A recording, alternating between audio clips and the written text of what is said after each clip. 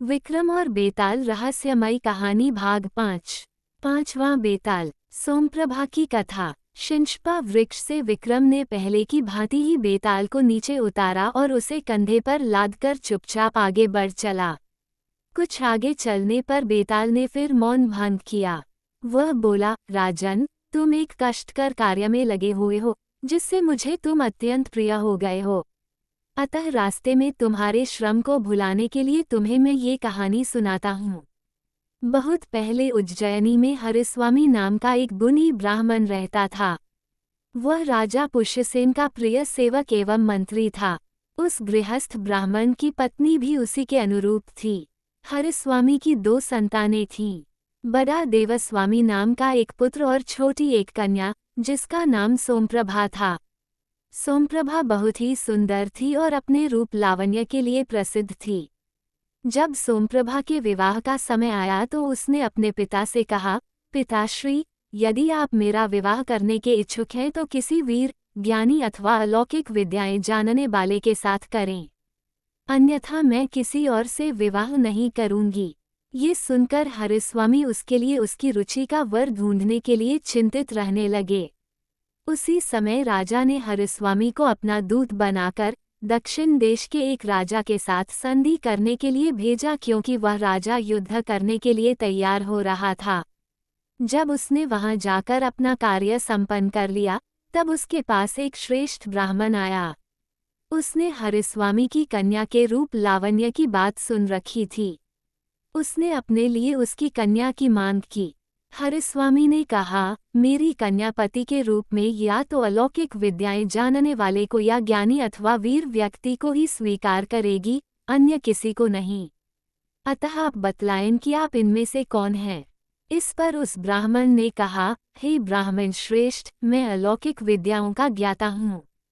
हरिस्वामी ने तब उससे अपनी विद्या का कुछ चमत्कार दिखलाने को कहा।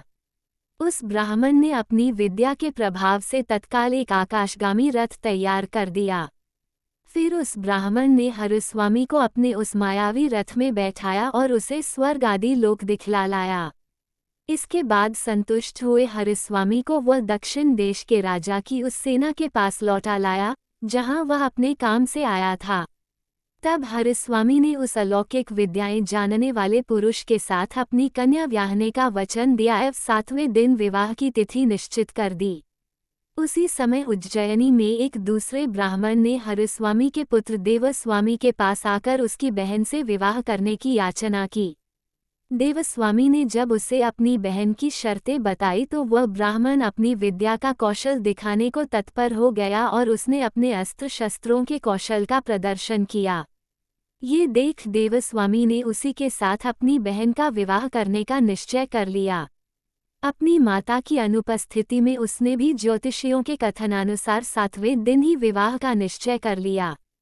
उसी समय एक तीसरे व्यक्ति ने भी सोमप्रभा की माता के सम्मुख स्वयं को ज्ञानी बताते हुए उसकी बेटी से विवाह करने की याचना की। उसने ज्ञानी होने का प्रमाण भी दिया, जिससे प्रभावित होकर सोमप्रभा की माता ने उससे 7वें दिन अपनी कन्या का विवाह करने का वचन दिया। अगले दिन हरिस्वामी घर लौट आया। आकर उसने अपनी पत्नी और पुत्र को बताया कि वह कन्या का विवाह निश्चित कराया है। इस पर उन दोनों ने भी अलग अलग बतलाया कि उन्होंने क्या निश्चय किया है। उनकी बातें सुनकर हरिस्वामी चिंता में पड़ गया कि एक साथ 3 व्यक्तियों के साथ उसकी कन्या का विवाह कैसे होगा। अनंतर विवाह की निश्चित तिथि को ज्ञानी, वीर और अलौकिक विद्याएं जानने वाला, ये तीनों ही वर हरिस्वामी के घर पहुँचे। इसी समय एक विचित्र बात हो गई। ब्राह्मण की कन्या सोमप्रभा, जो वधू बनने वाली थी, अचानक कहीं गायब हो गई। ढूंढने पर भी उसका कोई पता न चला। तब घबराए हुए हरिस्वामी ने ज्ञानी पुरुष से कहा, हे ज्ञानी, अब झटपट ये बताइए कि मेरी कन्या कहाँ है। ये सुनकर ज्ञानी ने अपने ज्ञान द्वारा पता करके उसे बतलाया, हे ब्राह्मण श्रेष्ठ, आपकी कन्या को धूमशिख नाम का एक राक्षस उठाकर विंध्याचल के वन में स्थित अपने घर में ले गया है। ज्ञानी द्वारा ऐसा बताए जाने पर हरिस्वामी भयभीत हो गया। वह बोला, हाय हाय, अब वह कैसे मिलेगी और उसका विवाह भी कैसे होगा। ये सुनकर अलौकिक विद्याएं जानने वाला युवक बोला, आप धैर्य रखें।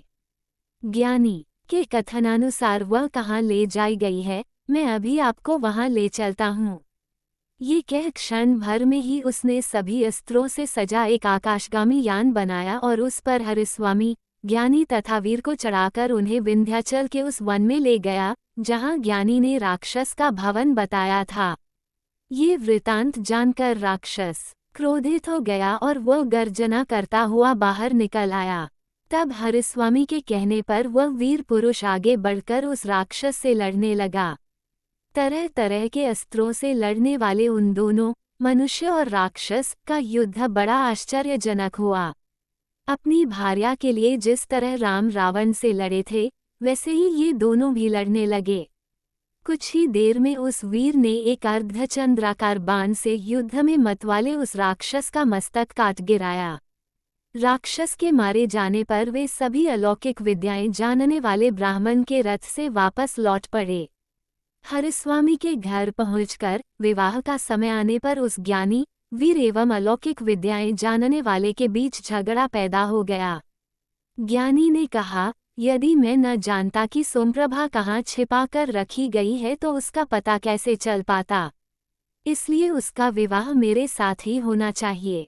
इस पर अलौकिक विद्याओं के ज्ञाता ने कहा, यदि मैं आकाशगामी रथ न बनाता तो पल भर में वहां आना जाना कैसे हो पाता। रथ पर बैठे राक्षस के साथ बिना रथ के युद्ध भी कैसे संभव होता। इसलिए ये कन्या मुझे ही मिलनी चाहिए। यह विवाह मैंने जीता है। तब उस वीर ने भी अपना पक्ष उनके सामने रखा। वह बोला, यदि मैंने अपनी शक्ति से उस राक्षस का संहार न किया होता तो आप लोगों के प्रयल करने पर भी इस कन्या को कैसे वापस लाया जा सकता था। इसलिए इन कन्या पर तो मेरा ही अधिकार बनता है। ये कन्या मुझे ही मिलनी चाहिए। इस प्रकार उन तीनों का झगड़ा सुनकर हरिस्वामी का मन उद्घांत हो गया और वह अपना सिर पकड़कर बैठ गया। इतनी कथा सुनाकर बेताल ने विक्रम से पूछा, राजन, अब तुम ही बताओ कि वो कन्या किसको मिलनी चाहिए, ज्ञानी को, वीर को अथवा अलौकिक विद्याएं जानने वाले उस व्यक्ति को।